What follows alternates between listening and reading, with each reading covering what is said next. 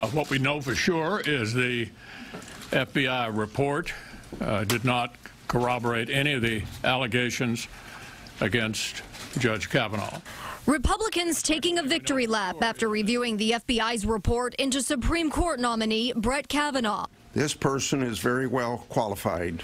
A person that believes in the principles of due process, the presumption of innocence, and readiness to serve are recognized. So Judge Kavanaugh should be confirmed on Saturday. The report summarizes interviews with 9 high school friends of Kavanaugh and Christine Blasey Ford, with the goal of shedding light into allegations of sexual assault at a high school house party in 1982. The witnesses they have identified saying they were present at the event have all refuted their allegations, so I think that ought to settle it. But Democrats say the investigation didn't go far enough. The most notable part of this report is what's not in it.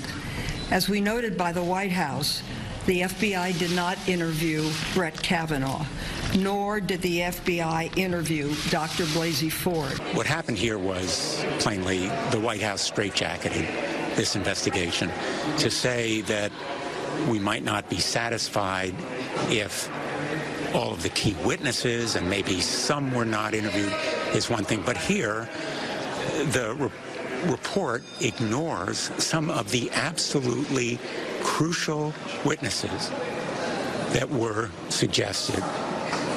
And that is really a whitewash. Kavanaugh's fate may lie in the hands of 5 key senators who were at one point seen as potential swing votes. Republicans Jeff Flake, Susan Collins, and Lisa Murkowski, and Democrats Joe Manchin and Heidi Heitkamp. Heitkamp announced she would vote no, while Collins and Flake said the report appeared very thorough and offered no additional corroborating information.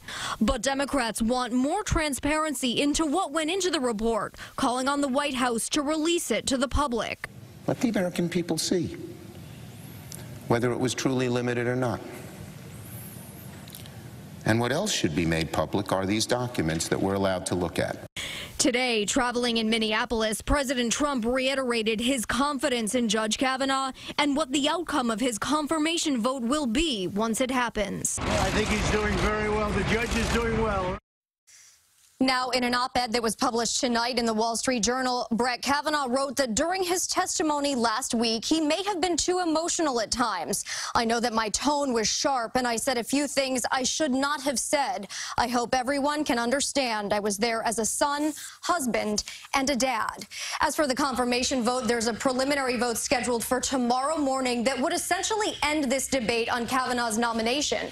Right now, a final confirmation vote is scheduled for Saturday, and if it's a yes, Kavanaugh could be seated on the Supreme Court by next week. Dick and Alice.